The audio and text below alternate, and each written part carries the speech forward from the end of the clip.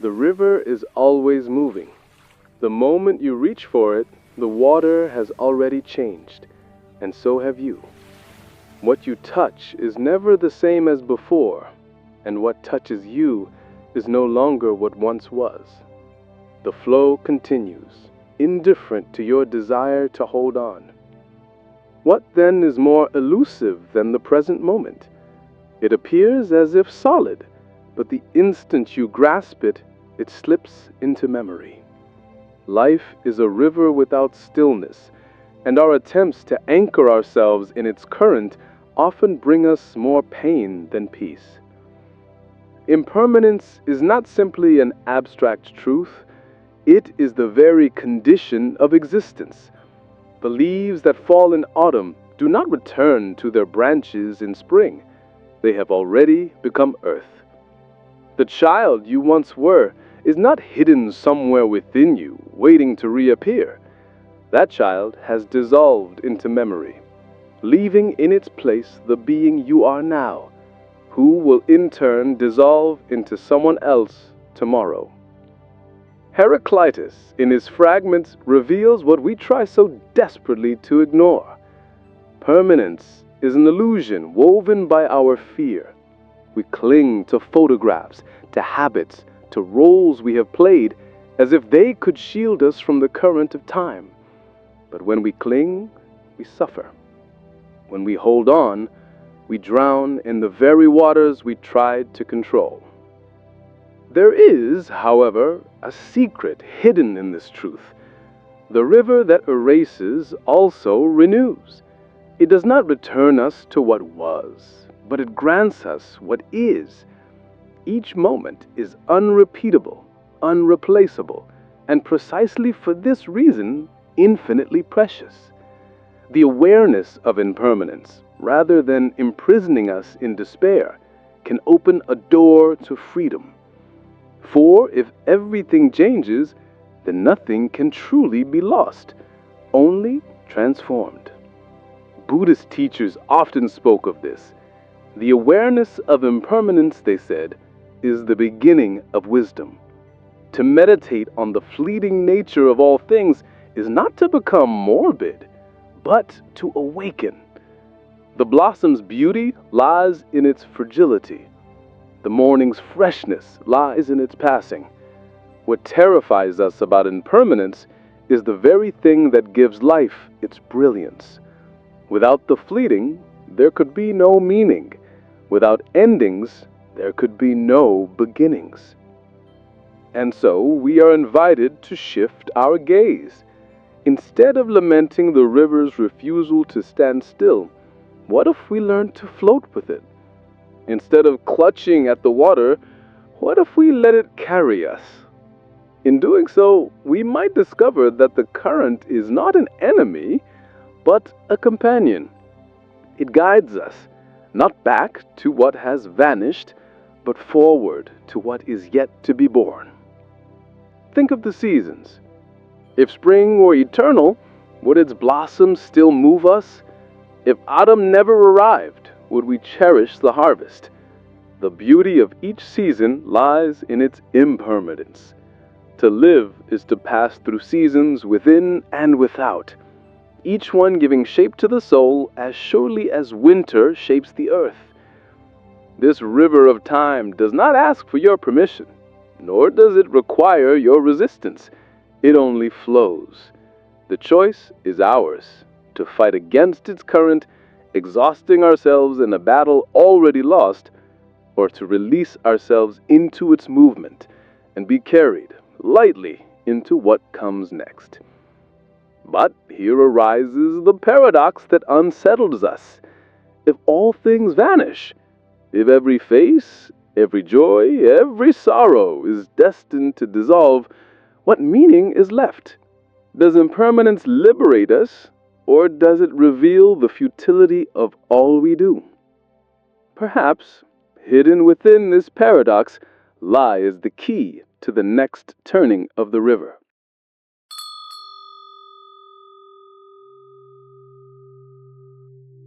If everything dissolves, if no moment can be held, does life lose its weight?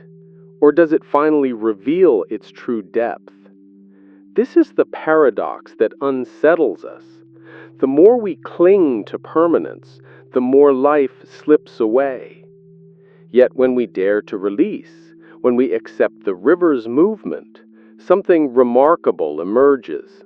The fleeting is not meaningless, it is the very birthplace of meaning. Consider a melody.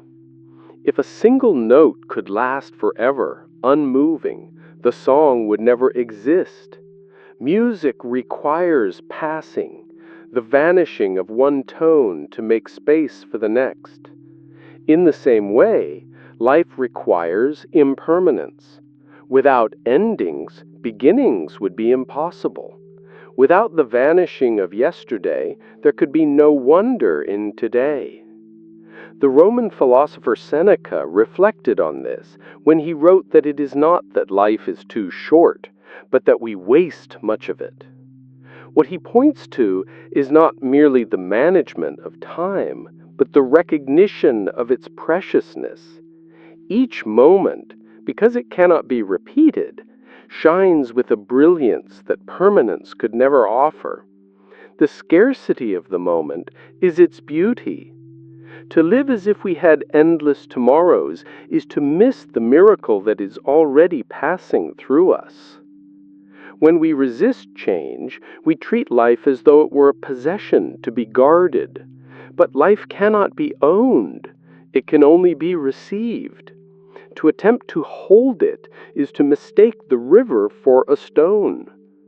And yet it is when we stop clutching that the current carries us most gently. This is why the mystic spoke of surrender not as defeat, but as liberation. Meister Eckhart once described detachment as the highest virtue, not because it strips us of life, but because it allows life itself to flow through us without obstruction. Impermanence teaches us that presence is the only refuge. The face of a loved one, the warmth of the sun, the sound of rain against a window, none of these moments can be repeated. Yet in their passing, they carve eternity into us. What matters is not their permanence, but our openness to them as they arrive. The river does not demand that we drink it dry. It only asks that we taste its freshness while it is here. And still there is fear. The fear that what we love will be lost, that we ourselves will vanish into the same current. But perhaps what terrifies us is also what makes us infinite. The body passes, the names we carry dissolve, but the flow itself never ceases. To identify ourselves only with what perishes is to mistake the wave for the ocean. Beneath the changing forms, there is a deeper rhythm, a continuity that does not end. Heraclitus himself hinted at this when he spoke of the logos, the hidden order beneath the flux. The river changes, yet it is always the river. The waters are never the same, but the flow is eternal. To recognize this is to be freed from the tight grip of anxiety. Change does not rob us, it renews us. Each loss prepares the ground for what will come. Each passing moment opens the doorway to another. The river does not take without also giving. Impermanence is not merely the shadow of life, it is also its promise. Imagine the stars. For millennia they have burned and vanished, and yet their light still reaches us across vast distances. What we see in the night sky is already gone, but its beauty remains. In the same way, nothing is ever truly lost. What was in some form continues, perhaps not where we expect, but always somewhere within the great unfolding. So perhaps the question is not how we can escape impermanence, but how deeply we can enter into it. Can we live not as guardians of what must inevitably pass, but as witnesses to the miracle of its passing? Can we love without possession, act without certainty, and let go without regret? For when we begin to do so, the river no longer frightens us. Its flow becomes the rhythm of our own being. Its transience becomes our teacher, and its endless movement whispers to us that life is not something we lose, but something we are forever invited to receive. And yet the question remains, if all things pass, what is it that does not pass? If the river flows without ceasing, what is the stillness at its source?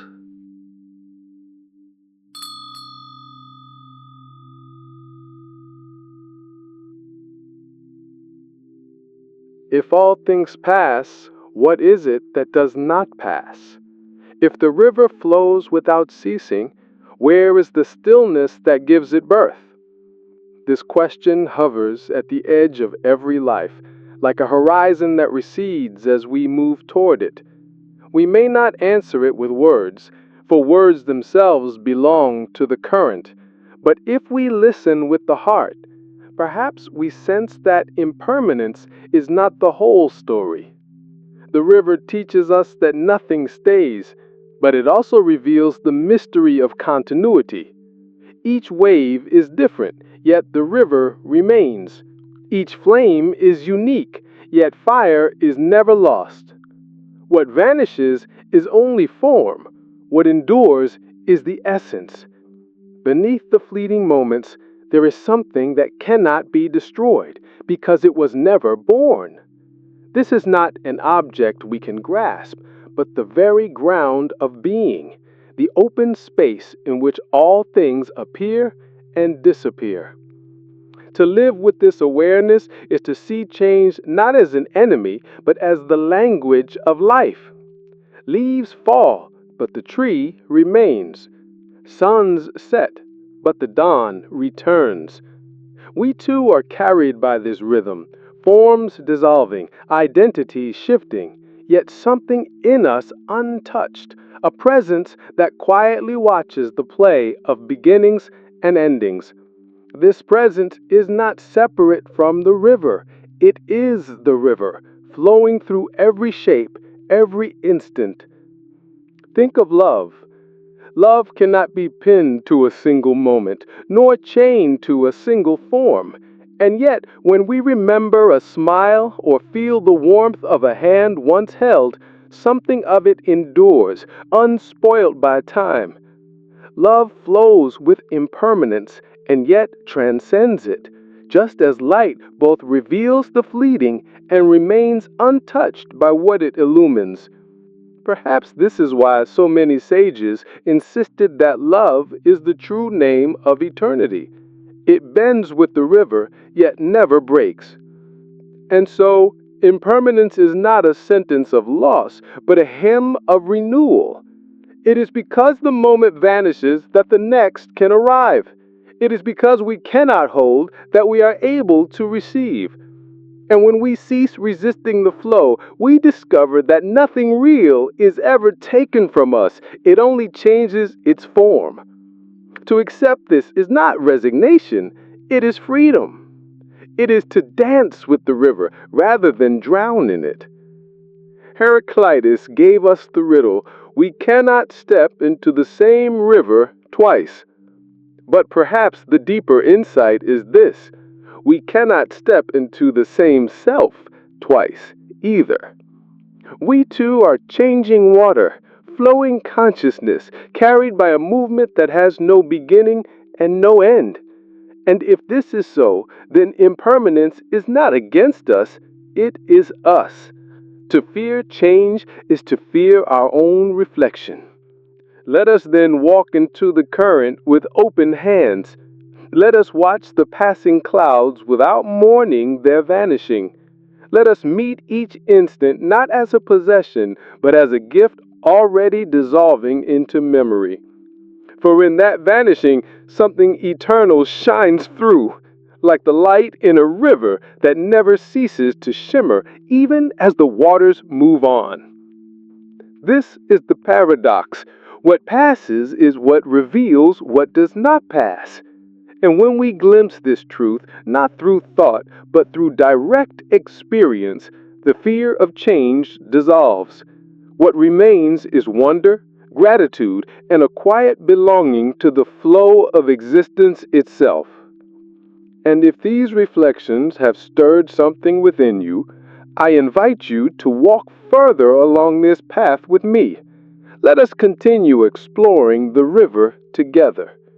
Like and subscribe, and allow these contemplations to keep flowing into your life. For the river never ceases, and neither does the mystery.